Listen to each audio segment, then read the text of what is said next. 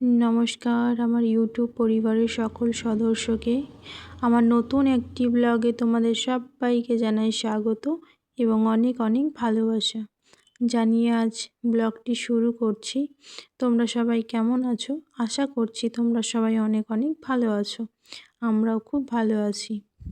তো দেখো সকালে উপরে এসেছি, উপরে এসে দেখি বাইরে প্রচুর মেঘ করেছে। ওই জন্য ভাবলাম কি একই জায়গায় অনেক এখানে ফুল গাছগুলো লাগানো ছিল, তো অন্য একটা টবে ওগুলো তো লাগিয়ে দিলাম। যদি বৃষ্টি হয় খুব সুন্দরভাবে লেগে যাবে। ওই জন্য সকাল সকাল এই কাজটা আগে করে নিলাম। আর আমাদের বাড়ির বউদের তো সকালে উঠেই শুরু হয়ে যায় যুদ্ধ, তাই না? সকাল থেকে চলতেই থাকে, কারণ সকালের কাজটা যেন একটু বেশি। সকালের কাজ মানে এত পরিমাণে চাপ থাকে কি বলার নেই। তার মধ্যে ছোট বাচ্চা, সব কিছু সামলে মানে এতটা পরিমাণে কষ্ট হয়ে যায় কি বলবো। দেখতেই পাচ্ছ আমি যেখানে যেখানে আছি ও সেইখানেই। কি বলো তো, ও আমাকে ছাড়া একদমই থাকতে চায় না। ওই জন্য এই যে আমি বিছানার উপরে উঠে এখন বিছানাটা গোছাচ্ছি, ও উঠে পড়েছে, উঠে এরকম করে আমার সাথে সাথেই আছে। কি বলো তো, ও বাড়িতে তো আর কেউ নেই, আমরা দুজন, তো আমাদের সাথে ছাড়াও থাকবে বা কার কাছে, তাই না? আর মোর কাছে তো একদমই থাকতে চায় না, সেটা তো তোমাদের আগে থেকেই বলেছি আমি। তো আমাকে আমাদের কাজ তো করতেই হবে, এইভাবেই চলছে, তো কিছু করার নেই। তো দেখো এখন বাসির বিছানাটা তো উঠিয়ে নিলাম, এবার যে সোফার উপরটা একটু ঠিক করে নিচ্ছি। প্রত্যেক দিন এইরকম করে ঝাড়বো, প্রত্যেকটা দিন আবার দেখি যে আবার ভিতরে নোংরাও চলে গেছে। কি করে যে কি হয় বুঝতে পারি না। আর মাহিকে দেখছো, ওই বোতলে জল আছে, ওই জলটা খাচ্ছে। ওর যখনই জল খেতে ইচ্ছে হবে তখনই আমি বোতলটাকে হাতের কাছেই রাখি, যখন ইচ্ছা হয় ও ও তখনই খেয়ে নেয়। তো যাই হোক, দেখো গরমের দিনে বাচ্চাদের তো জল খেতে লাগবেই, তাই না? এই দেখো ও কেমনভাবে, আমি যেহেতু এটা স্পিড করে দিয়েছি ওই জন্য ও কেমনভাবে হাঁটছে দেখো। তো যাই হোক, আমি ঘরগুলো সব গুছিয়ে নেব। আর এই গরমের দিনে মানে কি বলবো, সকাল সকাল উঠে যত তাড়াতাড়ি পারি কাজটা সেরে নেওয়ার চেষ্টা করি, না হলে না প্রচুর গরম লেগে যায়, ভালো লাগে না কাজ করতে। মনে হয় যেন একটু বেলা হয়ে গেলেই না মনে হয় যেন থাক আজকে আর কিছু করব না, একদমই মন চায় না। তাই যত চেষ্টা করি একটু সকাল সকাল ওঠার, তাও তো এই 2 দিন থেকে একটু মানে গরমটা কম আছে, বাইরে হাওয়া দিচ্ছে ওই জন্য। তারপরে দেখো এই ঘর মানে এই রুমের মানে সব বিছানাগুলো গুছিয়ে নিয়েছি, সব ঠিকঠাক করে নিয়েছি। তারপরে ঘরটা একটু ঝাড়ু দিয়ে নেবো, এই ঘরটা ঝাড়ু দেওয়া আছে, পোছা। দেখো কখন লাইট চলে গেছে, তারপরেও আমি আমার মাথাতেই নেই যে ক্যামেরাটা মানে বন্ধ করতে হবে। তো তারপরে যখন আমি এডিট করার সময় দেখি তো না, কারেন্ট চলে গেছে, তবে খুব একটা যে অন্ধকার তাকটা হয়নি কিন্তু, ওই জন্য আর এইটা মানে বাদ দিয়ে দিইনি। তো যাই হোক, আমি দেখো তোমাদের সাথে কথা বলতে বলতে এই রুমটা পুরো আমার গোছানো কমপ্লিট, ঝাড়ু দিয়ে নিয়েছি। এবার এই যে পাশের রুমটায় এসে জানালাটা খুলে দিলাম। আর যেহেতু আমরা এই রুমটাতেই থাকি, ওই রুমটাতে সারাদিন টিভি দেখা মানে দুপুর টাইমে থাকা ওই রুমটাতে করি, আর এই রুমটাতে আমরা রাতের বেলা শুয়ে থাকি। তো এইদিকে গুছিয়ে নিলাম, এই ঘরটা এবার ঠিকঠাক করে গুছিয়ে নেব। প্রত্যেকটা আমাদের বাড়ির বউদের প্রত্যেকটা দিন একই কাজ, তাই না বলো? সেই ঝাড়ু পোছা রান্না বান্না সব একই। তবুও কী বলো তো, একটা দিন আমরা ছুটি পাই না। ছেলেরা তো মন করলে একটা দিন তাও ছুটি নিতে পারে, কিন্তু আমরা পারি না। আর আমার তো এখন আমার মতো অনেকেই আছো, তো বাচ্চা থাকলে ছুটি কি কোনো কিছুই সম্ভব না। যতই শরীর খারাপ হোক না কেন, সেই বাচ্চা নিয়ে তোমাকে সব কিছুই করতে হবে, আর করার মতো তো আর কেউই নেই, তাই না? যখন তোমাদের দাদাভাই বাড়িতে আসে তখন মাহি ওর কাছেই থাকে বেশিরভাগটা বললেই চলে, কারণ তখন ওকে নেওয়া থেকে শুরু করে দুধটা পর্যন্ত প্রায় খাইয়ে দেয়, অনেক কিছুই করে দেয়। তো আমার যেহেতু এখন আমি একা, পুরো দিকটাই আমাকেই সামলাতে হয় বাড়িতে যেহেতু আমি পুরো একা, আর তো কেউ নেই, তাই আমাকে সব দিকটাই দেখে শুনে চলতে হয়। তো দেখো আমি এইগুলো আজকে খুব সুন্দর, প্রত্যেক দিন হয় না, হয়তো 2-3 দিন পর পর এইভাবে মুছে নিই। তো সুন্দর করে এই রুমটা ভালো করে মুছে নেব। আর এই দেখো এইগুলো সব মুছে নিচ্ছি। তো এই রুমটা একটু বেশি ধুলো হয় কেন বলো তো, রাস্তার উপরে তো, ওই জন্য ওই জানলাটা খুলি না, তবুও দেখি যে ধুলো কোথা থেকে চলে আসে। হালকা ফুলকা যে ধুলোগুলো হয় আমি ওটা মুছে নিলাম, তাহলে দেখতেও ভালো লাগে আর মনটাও ফ্রেশ লাগে যে না ঘরদোর পরিষ্কার আছে, তাই না বলো? আর নোংরা থাকলে দেখবে একটুও ভালো লাগে না। আমার তো এমন, আমার কেন, সবারই এমনটাই হয়।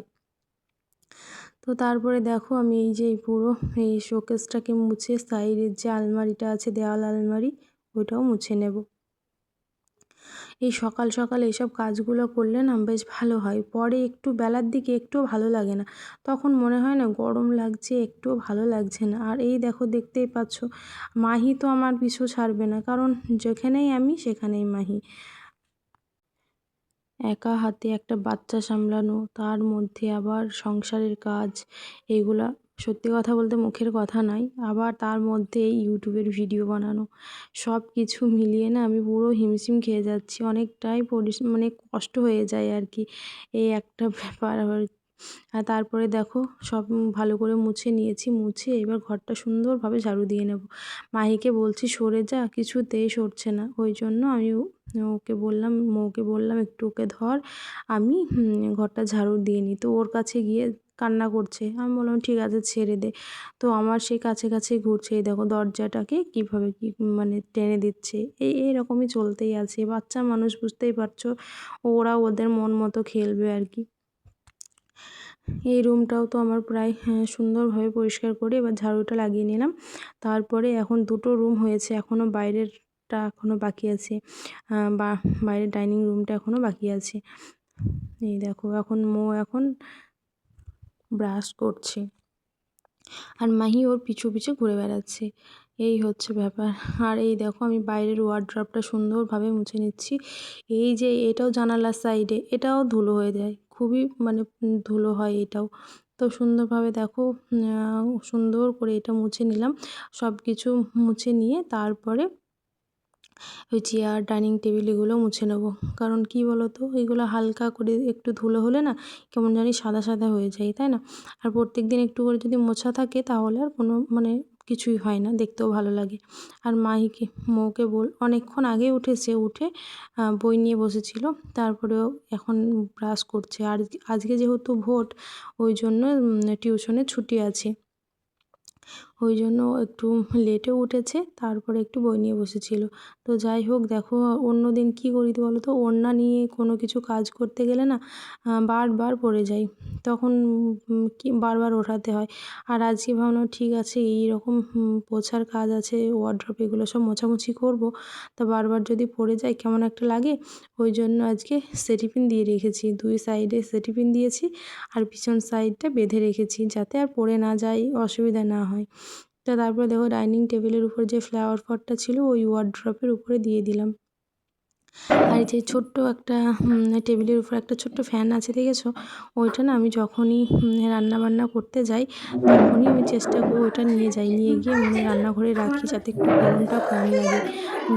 যাই হোক মানে একটু হলেও কম তো লাগে না। আর দেখবে মুখে যদি বেশি, মুখটাই আমাদের বেশি গরম লাগে, মুখে গরম লাগলে পুরো শরীরে মনে হয় যেন গরম লেগে গেছে, ওই জন্য আমি এই ফ্যানটাকে সবসময় রান্নাঘরেই রাখি।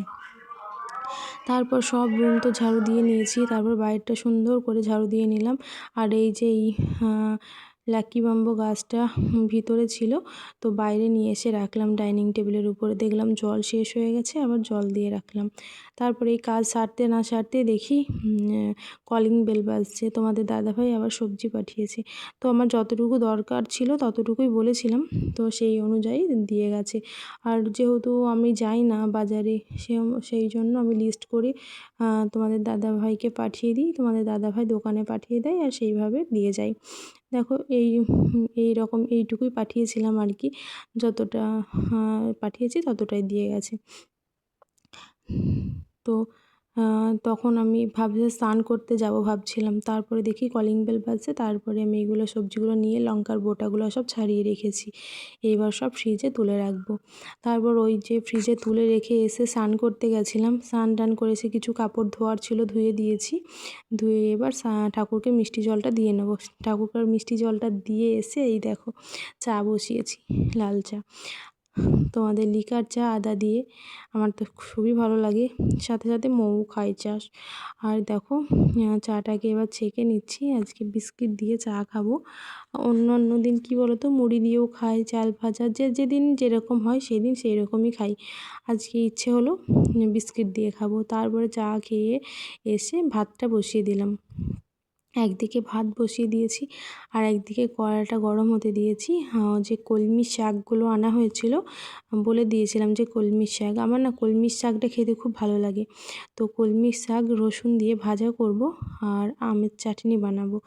আর আজকে কিছুই বানাবো না, আর কালকেকার চিকেন ছিল, ওই দিয়ে হয়ে যাবে।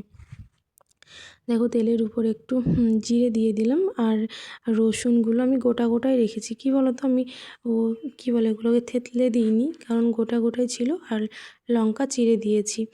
আর একটা যেহেতু এক আটির মানে শাক ছিল, একদম পরিমাণে অল্প একটু হয়ে গেছিলো। আর যেহেতু মৌ খেতে চায় না, আমি ভেবেছিলাম মৌ খাবে না। আর আজকে না মৌ শাক ভাজা খেয়েছিল, খেয়ে আমাকে বলছে, মা শাক ভাজা আছে? আমি বললাম না আর নেই তো। বলছে শাক ভাজাটা না খেতে খুব সুন্দর হয়েছিল।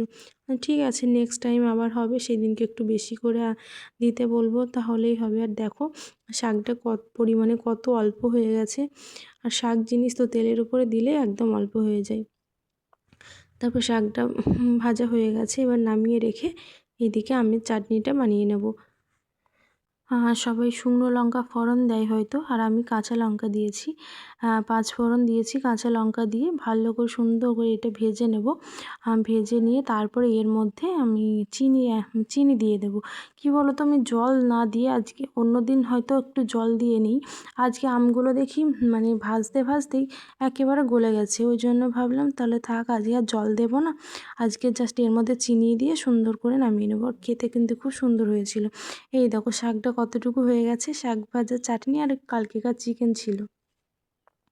তারপরে রান্নাঘর পরিষ্কার করে নিয়েছি। পরিষ্কার করার পর দেখি বোতলগুলো সব খালি হয়ে গেছে। তো এবার বোতলে জলগুলো সব ভরে নেবো সুন্দর করে। তারপরে তোমার এই জলগুলো ভরার পর আমি ছাদে যাব। ছাদে গিয়ে যে কাপড় জামাগুলো আছে সবগুলো উঠিয়ে রেখে আসবো। আর কি বলো তো, বাইরে প্রচুর পরিমাণে হাওয়া করছে, তো কখন বৃষ্টি আসেনি, কারণ বৃষ্টি আসে কখন তার তো ঠিক নেই। আর আমার সেই নিচে তো নেই, সেই 3 তলার উপরে ধরো, ওই জন্য আর যখন তখন গিয়ে সেই তাড়াতাড়ি করে তো যাওয়া হয় না। ওই জন্য ভাবছি জলগুলো ভরে এসে তারপরে উপরে যাব, গিয়ে কাপড় জামাগুলো গুছিয়ে রেখে এসে তারপরে খাওয়া দাওয়া করব। এই দেখো জলগুলো সব ভরে নিয়েছি, আর ছাদে থেকে নিয়েও এসেছি। নিয়ে এসে এই দেখো সুন্দরভাবে আলনাতে গুছিয়ে রেখেছি। এইদিকে মোরগুলো গুছিয়ে রেখেছি, ওই ঘরে আমারগুলো গুছিয়ে রেখেছি। তারপরে এই দেখো সন্ধ্যার দিকে আসলাম, সন্ধ্যা দেখানো হয়ে গেছে। তো ভিডিওটা এখানে শেষ করছি, তোমরা ভালো থেকো।